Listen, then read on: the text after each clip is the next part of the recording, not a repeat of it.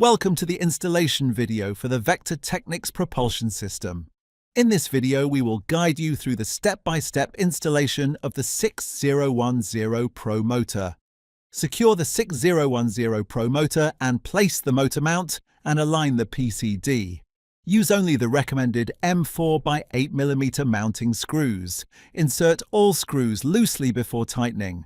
Ensure the mount is seated properly, and in a crisscross pattern, fasten the screws to the final torque of 2.2 Nm. Ensure all mounting hardware is correctly installed before proceeding. Using a leveling gauge, verify that the motor is perfectly horizontal. Install the rotation locking screw to prevent movement and maintain motor alignment during operation. Place the 22-inch propeller onto the motor mount, and that the mounting hole patterns align accurately.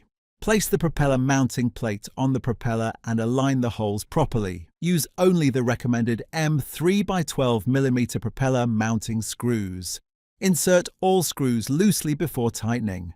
Begin tightening and maintain even pressure across the mounting interface. No gaps should be visible between the mating surfaces.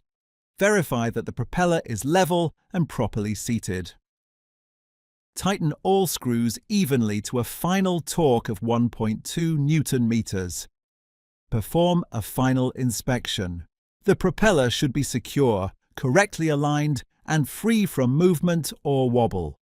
With that, your motor and propeller assembly is complete. Safe, secure, and precise. That's Vector Technics.